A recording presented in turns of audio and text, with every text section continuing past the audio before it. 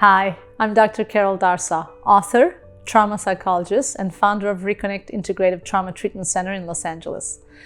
Today we're going to talk about, I'm already hesitating because it's a very sensitive subject, sexual abuse. And I'm hesitating because I have a philosophy that all in my writings and in my videos, I want to make sure that I'm not triggering the listeners and the watchers. So please make sure that this is not upsetting for you, but I'm very careful about how much I share in order to respect you, because the last thing I would want is someone to feel worse after watching my videos. I want to start with the definition of what sexual abuse is. And then we are actually going to talk about what is the most important ingredient in the healing of sexual abuse. But wait for that a little bit more. So here's what I found. American Psychological Association defines sexual abuse as unwanted sexual activity with perpetrators using force, making threats, or taking advantage of victims who are not able to give consent. And that is a very important point. So again, force, threats, or taking advantage. I have to say, especially the last part, because most people are more familiar with the forceful part, but the consent and the taking advantage or manipulation is another way of victimizing a person. We're going to talk more about that very soon. By the way, instead of victim, I usually would like to say the word survivor. So if you're a survivor, or if you know someone who is a survivor, I recommend that you use that word. And our goal is to take a person who's a survivor and make them into thrivers, so they can really move on from the sexual abuse effects. All right, let's talk about the common symptoms. What are some of the things that you might see in another person who's sexually abused? It could be, in childhood or adulthood, as you know. So children can show it in different ways. They can all of a sudden become very fearful, cry a lot, have stomach aches, have separation anxiety, regress in development, so they might act younger than their age. They might become mute or not able to talk as much, loss of joy, loss of desire to play, not wanting to hang out with other kids, crying. In adults, you can see some of the same things, plus fear of going to certain areas or connecting to other people who are reminders, wanting to be alone, dissociation, which is sort of a checking out of their bodies, disconnect from other people, depression, loss of appetite, aversion towards sexual activity, or overly being sexually active. So those are some of the signs. If you see people around you, you may want to wonder about that.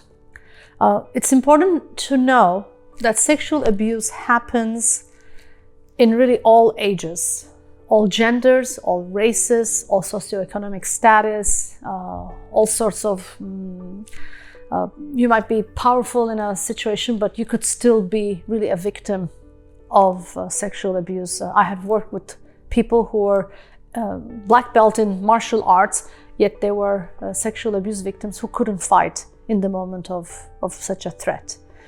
So it unfortunately affects a lot of different people. Although there are more women who are affected by sexual abuse, a lot of men have been affected as well. I have worked with a group of soldiers who were sexually abused during their military service in the last 10 years. So that's something that's very common. It happens also in colleges a lot. 1 out of 4 women are actually, unfortunately, sexually abused during their college years.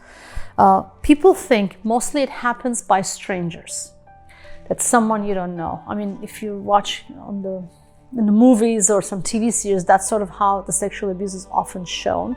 But unfortunately, 80% of sexual abuse during childhood or adulthood happens by people that you know. A lot of family members could be perpetrators, or when you're dating someone that you were not ready to be sexually active, but there could be a force or a manipulation or a drug use or an alcohol use in order to create this threatening situation to the victims.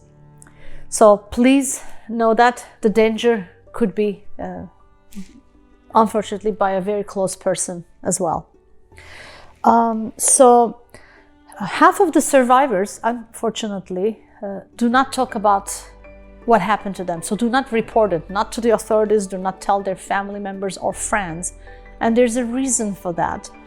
So it's very important for you, if you have a loved one who's abused, to really understand why that person has been hesitant about sharing. So you might be afraid that people will judge you, that people will blame you, people will not believe you, and they might ask questions that could be triggering. Some people don't want to share because if they share, they're going to remember everything, and they definitely do not want to remember. They want to put it aside. But the most common reason of why not sharing is that they might be blaming themselves, which I'm going to get into it in a little bit, because this is a very important part of being a sexual abuse survivor. So here's some of the things that people say to others who have been sexually abused, and I'm please begging you, watch out for these type of statements that you might even find yourself say to someone else, thinking that it's the right thing to say, or that you're really caring about them, or that you're trying to understand them, but they often become much more hurtful to the survivors to hear some of the following statements. One is, why didn't you ever talk about it? That puts right away a blame on the person of, oh, I'm supposed to talk, right? Second one is, it's happened so long ago, you need to move on. There's no time frame of when to move on is the right time. And you may never be able to move on. You may never be able to heal in the way that you want. It might really leave an imprint on you. So it's important for the person, if you have, again, loved ones, please do not say such a thing. Another one is, what were you wearing? Assuming, or how were you behaving? Assuming that the victim, the survivor, is basically at fault for instigating such an incident or being a part of the abuse. There is no such a thing. Doesn't matter what they were wearing, doesn't matter if they were drunk, doesn't matter if they were under the influence of drugs, which are other questions, right? Were you using, were you high, were you drunk? Then there's sort of a dismissal happens. These things absolutely don't matter. And when you ask these questions to the survivor, they might really feel blamed. Let's see, what are some of the things? I made myself some notes. Oh, did you fight back? Did you say no? This is a very hard one to explain, because some people could say no in that moment, but a lot of the survivors actually are not able. There's something that's called freeze response. So a person could go into a freeze, a shock, or completely numb out, or checked out, or really even faint.